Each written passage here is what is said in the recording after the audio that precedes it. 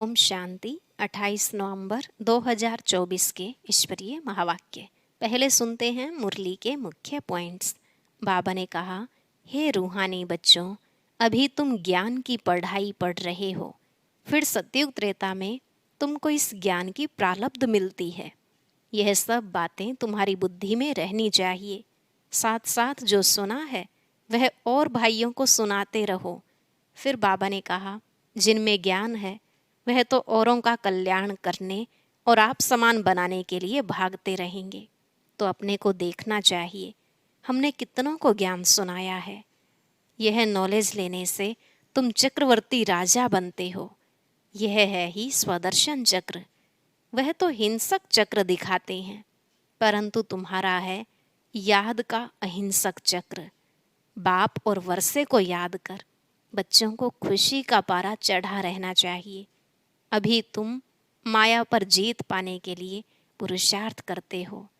यह माया बड़े बड़े महारथियों को भी जोर से फटकाएगी, इसलिए बच्चों को बहुत खबरदार रहना है।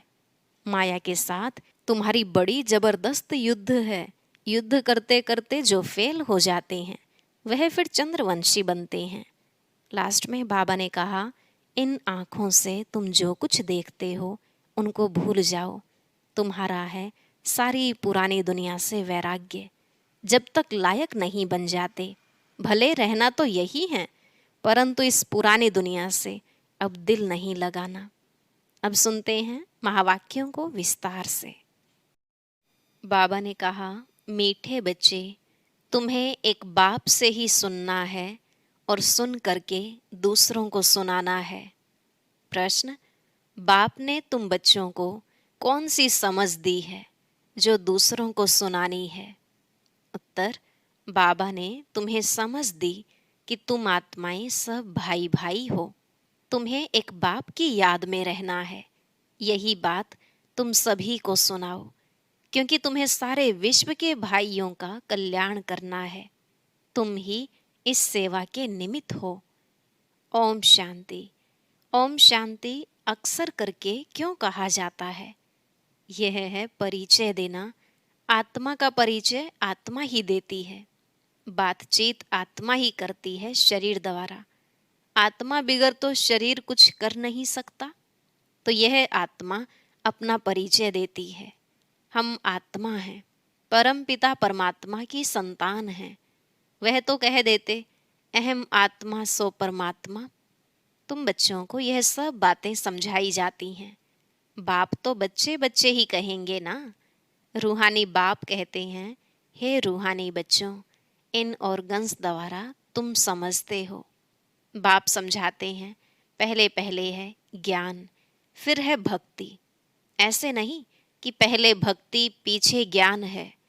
पहले है ज्ञान दिन, भक्ति है रात, फिर पीछे दिन कब आए? जब भक्ति का वैराग्य हो। तुम्हारी बुद्धि में यह रहना चाहिए, ज्ञान और विज्ञान है ना।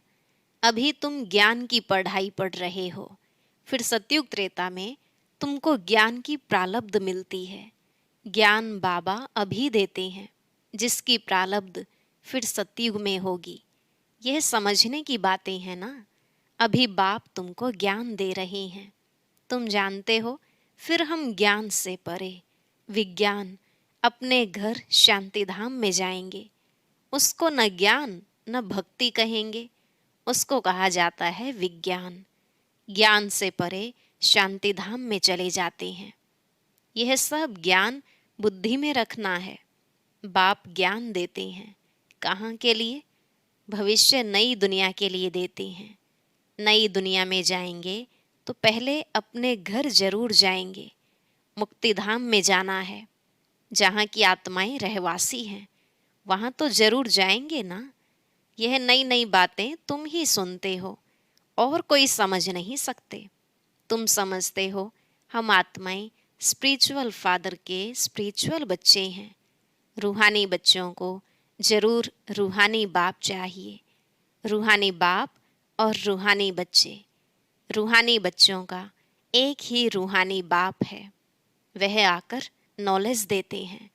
बाप कैसे आते हैं वह भी समझाया है। बाप कहते हैं, मुझे भी प्रकृति धारण करनी पड़ती है। अभी तुमको बाप से सुनना ही सुनना है, सिवाय बाप के और कोई से सुनना नहीं है। बच्चे सुनकर फिर और भाइयों को सुनाते हैं। कुछ न कुछ सुनाते जरूर हैं। अपने को आत्मा समझो, बाप को याद करो, क्योंकि वही पतित पावन है। बुद्धि वहाँ चली जाती है। बच्चों को समझाने से समझ जाते हैं, क्योंकि पहले बेसमझ थे। भक्ति मार्ग में बेसमझाई से, रावण के चंबे में आने से क्या करते हैं, कैसे छीछी बन जाते हैं। शराब पीने से क्या बन जाते हैं। शराब गंदगी को और ही फैलाती है। अभी तुम बच्चों की बुद्धि में है कि बेहद के बाप से हमको वर्षा लेना है। कल्प कल्प लेते आए हैं, इसलिए दैवी गुण भी जरूर धारण करने हैं। श्री कृष्ण के दैवी गुणों की कितनी महिमा है। वैकुंठ का मालिक कितना मीठा है। अभी श्री कृष्ण की डायनेस्टी नहीं कहेंगे, डायनेस्टी विष्णु अथवा लक्ष्मी नारायण की कहेंगे। अभी तुम बच्चों को मालूम है बाप ही सतयुगी राजाई की डायनेस्टी स्थापन करते हैं। यह चित्र आदि भल न भी हो तो भी समझा सकते हैं। मंदिर तो बहुत बनते रहते हैं, जिनमें ज्ञान है वह औरों का भी कल्याण करने, आप समान बनाने भागते रहेंगे। अपने को देखना है, हमने कितनों को ज्ञान सुनाया है। कोई कोई को झट ज्ञान का तीर लग जाता है। भीष्म पितामह आदि ने भी कहा है ना, हमको कुमारियों ने ज्ञान बाण मारा। यह सब पवित्र कुमार कुमारियां हैं, अर्थात बच्चे हैं। तुम सब बच्चे हो, इसलिए कहते हो हम ब्रह्मा के बच्चे, कुमार कुमारियां भाई बहन हैं। यह पवित्र नाता होता है। सो भी एडॉप्टेड चिल्ड्रन हैं। बाप ने एडॉप्ट किया है, शिव बाबा ने एडॉप्ट किया है प्रजापिता ब्रह्मा द्वारा। वास्तव में एडॉप्ट अक्षर भी नहीं कहेंगे। शिव बाबा के बच्चे तो हैं ही। सब मुझे बुलाते हैं, शिव बाबा आओ, परंतु समझ कुछ नहीं है। सब आत्माएं शरीर धारण कर पार्ट बजाती हैं, तो शिव बाबा भी जरूर शरीर द्वारा पार्ट बजाएंगे ना। शिव बाबा पार्ट न बजावे फिर तो कोई काम का न रहा, वैल्यू ही नहीं होती। उनकी वैल्यू ही तब होती है जबकि सारी दुनिया को सदगति में पहुंचाते हैं। तब उनकी महिमा भक्ति मार्ग में गाते हैं, सदगति हो जाती है। फिर पीछे तो बाप को याद करने की दरकार ही नहीं रहती। वह सिर्फ गॉड फादर कहते हैं तो फिर टीचर गुम हो जाता। कहने मात्र रह जाता कि परम पिता परमात्मा पावन बनाने वाला है। वह सदगति करने वाला भी नहीं कहते। भल गायन में आता है सर्व का सदगति दाता एक है, परंतु बिगर अर्थ कह देते हैं। अभी तुम जो कुछ कहते हो सो अर्थ सहित समझते हो। भक्ति की रात अलग है, ज्ञान दिन अलग है। दिन का भी टाइम होता है, भक्ति का भी टाइम होता है। यह बेहद की बात है। तुम बच्चों को नॉलेज मिली है बेहद की। आधा कल्प है दिन, आधा कल्प है रात। बाप कहते हैं मैं भी आता हूँ रात को दिन बनाने। तुम जानते हो आधा कल्प है रावण का राज्य, उसमें अनेक प्रकार के दुख हैं। फिर बाप नई दुनिया स्थापन करते हैं तो उसमें सुख ही सुख मिलता है। कहा भी जाता है यह सुख और दुख का खेल है। सुख माना राम, दुख माना रावण। रावण पर जीत पाते हो तो फिर राम राज्य आता है। फिर आधा कल्प बाद रावण राम राज्य पर जीत पहन राज्य करते हैं। तुम अभी माया पर जीत पाते हो। अक्षर बाई अक्षर तुम अर्थ सहित कहते हो। यह तुम्हारी है ईश्वरीय भाषा। यह कोई समझेगा थोड़े ही। ईश्वर कैसे बात करते हैं तुम जानते हो। यह गॉड फादर की भाषा है, क्योंकि गॉड फादर नॉलेजफुल है। गाया भी जाता है वह ज्ञान का सागर नॉलेजफुल है। तो जरूर किसको तो नॉलेज देंगे ना। अभी तुम समझते हो कैसे बाबा नॉलेज देते हैं, अपनी भी पहचान देते हैं और सृष्टि चक्र का भी नॉलेज देते हैं।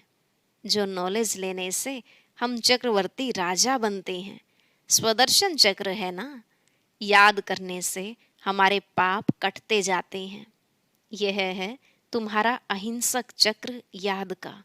वह चक्र है हिंसक, सिर काटने का। वह अज्ञानी मनुष्य एक दो का सिर काटते रहते हैं। तुम इस स्वदर्शन चक्र को जानने से बादशाही पाते हो। काम महाशत्रु है, जिससे आदि मध्य अंत दुख मिलता है। वह है दुख का चक्र। तुमको बाप यह चक्र का नॉलेज समझाते हैं, स्वदर्शन चक्रधारी बना देते हैं। शास्त्रों में तो कितनी कथाएं बना दी हैं। तुमको अभी वह सब भूलना पड़ता है।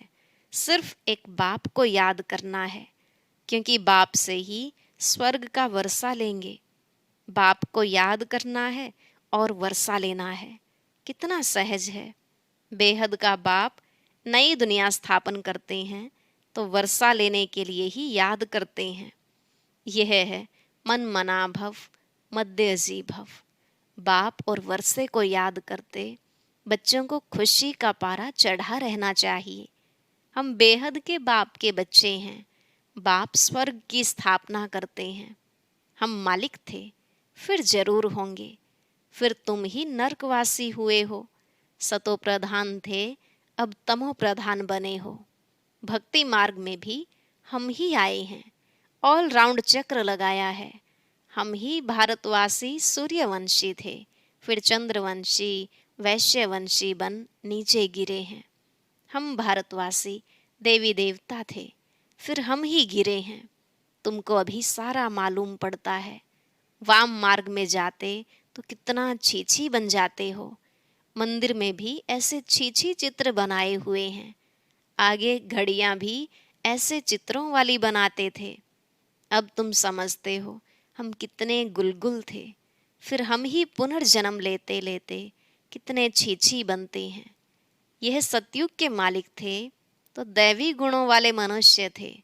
अभी आसुरी गुणों वाले बने हैं, और कोई फर्क नहीं है। पूंछ वाले और सूंड वाले मनुष्य होते नहीं हैं। देवताओं की सिर्फ यह निशानियां हैं, बाकी तो स्वर्ग प्रायलोप हो गया है। सिर्फ यह चित्र निशानी है। चंद्रवंशियों की भी निशानी है।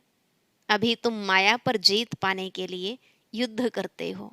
युद्ध करते करते फेल हो जाते हैं तो उनकी निशानी तीर कमान है। भारतवासी वास्तव में हैं ही देवी देवता घराने के, नहीं तो किस घराने के गिने जाएं। परंतु भारतवासियों को अपने घराने का मालूम न होने के कारण हिंदू कह देते हैं। नहीं तो वास्तव में तुम्हारा है ही एक घराना। भारत में हैं सब देवता घराने के, जो बेहद का बाप स्थापन करते हैं। शास्त्र भी भारत का एक ही है। डीटी डायनेस्टी की स्थापना होती है, फिर उनमें भिन्न भिन्न ब्रांचेज हो जाती हैं। बाप स्थापन करते हैं देवी देवता धर्म। मुख्य हैं चार धर्म। फाउंडेशन देवी देवता धर्म का ही है। रहने वाले सब मुक्तिधाम के हैं। फिर तुम अपने देवताओं की ब्रांचेज में चले जाएंगे। भारत की बाउंड्री एक ही है, और कोई धर्म की नहीं है। यह हैं असुल देवता धर्म के। फिर उनसे और धर्म निकले हैं ड्रामा के प्लान अनुसार। भारत का असुल धर्म है ही डीटी, जो स्थापन करने वाला भी है बाप। फिर नए नए पत्ते निकलते हैं। यह सारा ईश्वरीय झाड़ है। बाप कहते हैं मैं इस झाड़ का बीज रूप हूँ। यह फाउंडेशन है। फिर उनसे ट्यूब्स निकलती हैं। मुख्य बात है ही हम सब आत्माएं भाई भाई हैं। सब आत्माओं का बाप एक ही है। सभी उनको याद करते हैं। अब बाप कहते हैं इन आँखों से तुम जो कुछ देखते हो उनको भूल जाना है। यह है बेहद का वैराग्य। उनका है हद का। सिर्फ घर बार से वैराग्य आ जाता है। तुमको तो इस सारी पुरानी दुनिया से वैराग्य है। भक्ति के बाद है वैराग्य पुरानी दुनिया का। फिर हम नई दुनिया में जाएंगे वाया शांति धाम। बाप भी कहते हैं यह पुरानी दुनिया भस्म होनी है। इस पुरानी दुनिया से अब दिल नहीं लगानी है। रहना तो यहाँ ही है जब तक लायक बन जाएं। हिसाब किताब सब चुकतू करना है। तुम आधा कल्प के लिए सुख जमा करते हो। उनका नाम ही है शांति धाम, सुख धाम। पहले सुख होता है, पीछे दुख। बाप ने समझाया है जो भी नई नई आत्माएं ऊपर से आती हैं, जैसे क्राइस्ट की आत्मा आई, उनको पहले दुख नहीं होता है। खेल है ही पहले सुख पीछे दुख। नए नए जो आते हैं वह हैं सतो प्रधान। जैसे तुम्हारा सुख का अंदाज जास्ती है, वैसे सबका दुख का अंदाज जास्ती है। यह सब बुद्धि से काम लिया जाता है। बाप आत्माओं को बैठ समझा रहे हैं, वह फिर और आत्माओं को समझाते हैं। बाप कहते हैं मैंने यह शरीर धारण किया है। बहुत जन्मों के अंत में अर्थात तमो प्रधान शरीर में मैं प्रवेश करता हूँ। फिर उनको ही फर्स्ट नंबर में जाना है। First so last, last so first. यह भी समझाना पड़ता है। फर्स्ट के पीछे फिर कौन? मम्मा। उनका पार्ट होना चाहिए। उसने बहुतों को शिक्षा दी है। फिर तुम बच्चों में नंबरवार हैं जो बहुतों को शिक्षा देते पढ़ाते हैं। फिर वह पढ़ने वाले भी ऐसी कोशिश करते हैं जो तुमसे भी ऊंच चले जाते हैं। बहुत सेंटर्स पर ऐसे हैं जो पढ़ाने वाली टीचर से ऊंच चले जाते हैं। एक एक को देखा जाता है। सबकी चलन से मालूम तो पड़ता है ना। कोई कोई को तो माया ऐसा नाक से पकड़ लेती है जो एकदम खलास कर देती है। विकार में गिर पड़ते हैं। आगे चलकर तुम बहुतों का सुनते रहेंगे, वंडर खाएंगे।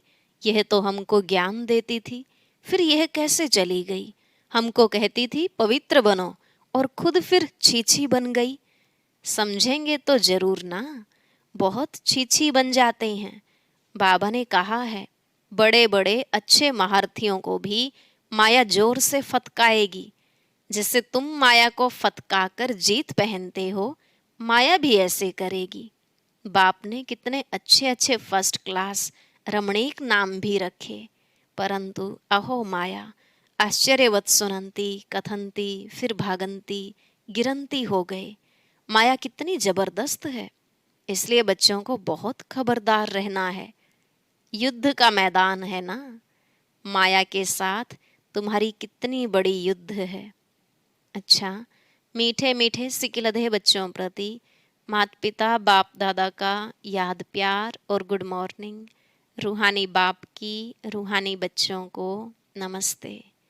रूहानी बच्चों की रूहानी बाप दादा को नमस्ते नमस्ते, गुड मॉर्निंग। शुक्रिया बाबा, शुक्रिया। धारणा के लिए मुख्य सार। पहला पॉइंट, यहाँ ही सब हिसाब किताब चुकतू कर आधा कल्प के लिए सुख जमा करना है। इस पुरानी दुनिया से अब दिल नहीं लगानी है। इन आँखों से जो कुछ दिखाई देता है उसे भूल जाना है। दूसरा, माया बड़ी जबरदस्त है, उससे खबरदार रहना है। पढ़ाई में गलप कर आगे जाना है। एक बाप से ही सुनना और उनसे ही सुना हुआ दूसरों को सुनाना है। आज का वरदान, बेहद की दृष्टि वृत्ति और स्थिति द्वारा सर्व के प्रिय बनने वाले डबल लाइट फरिश्ता भव। बेहद की दृष्टि वृत्ति और स्थिति द्वारा सर्व के प्रिय बनने वाले डबल लाइट फरिश्ता भव। बाबा ने कहा फरिश्ते सभी को बहुत प्यारे लगते हैं, क्योंकि फरिश्ता सर्व का होता है, एक दो का नहीं। बेहद की दृष्टि वृत्ति और बेहद की स्थिति वाला फरिश्ता सर्व आत्माओं के प्रति परमात्मा संदेश वाहक है। फरिश्ता अर्थात डबल लाइट। सर्व का रिश्ता एक बाप से जुटाने वाला, देह और देह के संबंध से न्यारा, स्वयं को और सर्व को अपने चलन और चेहरे द्वारा बाप समान बनाने वाला, सर्व के प्रति कल्याणकारी। ऐसे फरिश्ते ही सबके प्यारे हैं। स्लोगन, जब आपकी सूरत से बाप की सीरत दिखाई देगी तब समाप्ति होगी। जब आपकी सूरत से बाप की सीरत दिखाई देगी तब समाप्ति होगी। ओम शांति। अब सुनते हैं आज की अव्यक्त मुरली। इसके लिए ऊपर दिए गए बॉक्स पर क्लिक करें।